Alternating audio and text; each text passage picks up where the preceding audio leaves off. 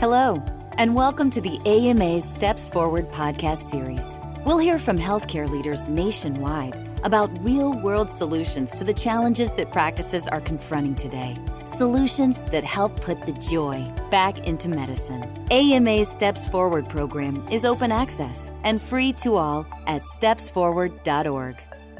Hello, and welcome back to the AMA Steps Forward Private Practice Attending to Business podcast, a 10-episode series exploring the business side of private practice.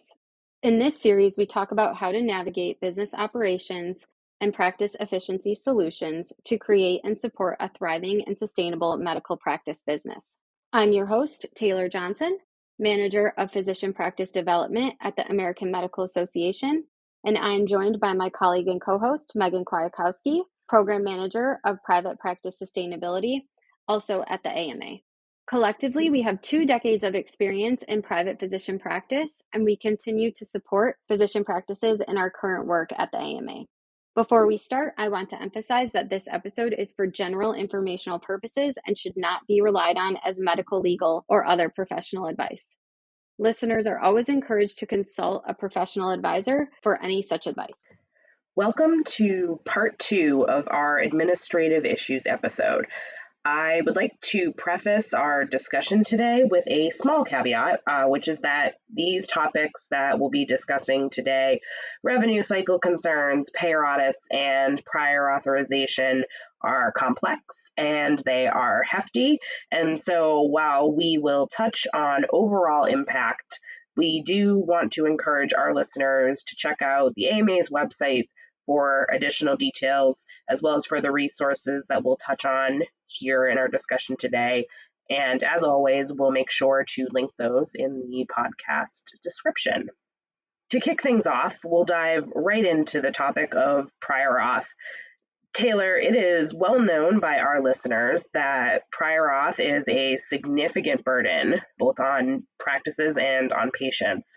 While the AMA is deeply involved in advocating for prior auth reform, are there any strategies for practices to generally decrease the burden of prior auth right now? Yes, absolutely. Prior auth is a huge burden, particularly on small practices that don't have the resources that a large hospital or health system would have.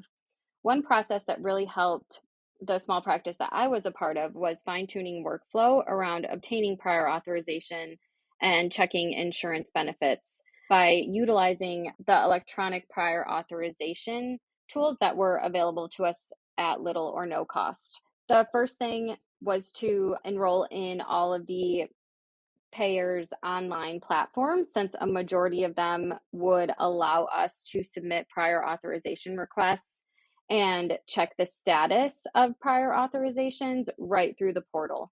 This allowed my staff to spend maybe 5 to 10 minutes on a prior authorization instead of what could potentially be 30 minutes to an hour on the phone checking prior authorization, depending on wait times when they had to call in. Yeah, so key to mention here, I think, first is one, I just want to observe that, having your staff be able to spend just 5 to 10 minutes on a prior auth instead of potentially 30 minutes or an hour, depending on wait times, is huge for practice efficiency because you don't tie up staff working on a prior authorization request when they could be, doing another task, helping a patient. Then also important to mention here, I think, are the prior authorization and the utilization management reform principles. We have an advocacy department at the AMA that was key in partnering with other organizations to develop these principles. And the principles include 5 categories, which are clinical validity, continuity of care, transparency and fairness, timely access, and administrative efficiency, and then alternatives and exemptions. These were released in 2017 by healthcare professional and patient organizations, and as I mentioned, the AMA was a part of that group. Practices themselves can be involved in the prior auth reform advocacy efforts, and they can visit the Fix Prior Auth website, again, linking that in the podcast description, of course, for ease of access for our listeners. The AMA also has model legislation if physicians want to get involved at the state level, and that can also be found on the AMA's website. Thanks for that, Meg. Yeah, I think that those are, all really important things that physicians can be involved in and really play their part to decrease some of that burden on their staff and in their practices. Now, I want to transition to another particularly involved and sometimes troublesome area for practices, which is payer audits. Government and commercial payer audits have become a regular occurrence for many practices. First, I want to make it clear that a payer audit does not mean that a practice has necessarily done something wrong. It is a process designed to ensure that practices are keeping thorough records. Essentially, they want to make sure you're doing your bookkeeping. It is so important to comply with the audit requests as soon as they come in and to use the audit as an opportunity to strengthen your processes. Again, really underscoring it here. And when your practice receives an audit, or if, it is important for your designated point of contact, which is normally the practice administrator, to respond expeditiously so that any inadvertent delays do not compound the audit.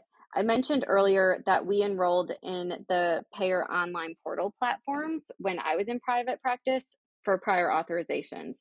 You can also use most of these platforms for payer audits.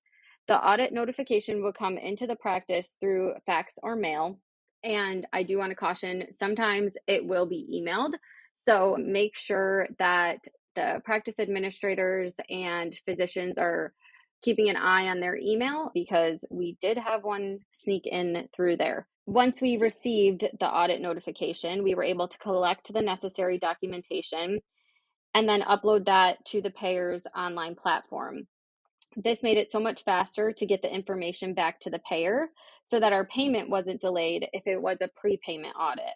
And it also helped with record keeping, because there were timestamps when everything was uploaded to the portal and exactly what documents were uploaded to support our response to the audit. So if for some reason there was an issue on the payer side, we knew that we could prove that the documentation was uploaded on time and exactly what documentation we sent for the payer to review. And so I know that this process can be so complicated and so complex, and I know that at the AMA, our advocacy department is doing such a great job with really trying to put out resources to help physicians deal with this process. So Meg, can you talk to us a little bit about those? Yeah, absolutely. We have an online web toolkit that pulls together existing AMA resources, including those advocacy resources that are available and that are relevant to private practice physicians. And we have a number of them addressing the payer audit process. This includes webinars and checklists on payer audits and dispute trends. We have some podcast episodes where we interviewed physicians, and those physicians discussed their audit experience and process recommendations. And so those can be helpful in terms of hearing from practices similar to our listeners and maybe how they dealt with their audit. The AMA's CPT team actually also has some resources on medical coding audits that can help practices avoid missteps. Thanks for that, Meg. And then equally important to the function of a practice is revenue cycle processes and how they can be made more efficient through electronic transactions. More practices are improving their revenue cycle by accepting electronic remittance advice, or ERAs, which is an electronic version of a paper explanation of payment. So Meg, can you talk to us just about some of the important steps that practices should focus on when talking about revenue cycle management? Absolutely. So first, you want to make sure that you're choosing the right practice management system, or PMS. You want to consider and prioritize requirements for scheduling, filing claims, billing, collections, and more for each patient encounter.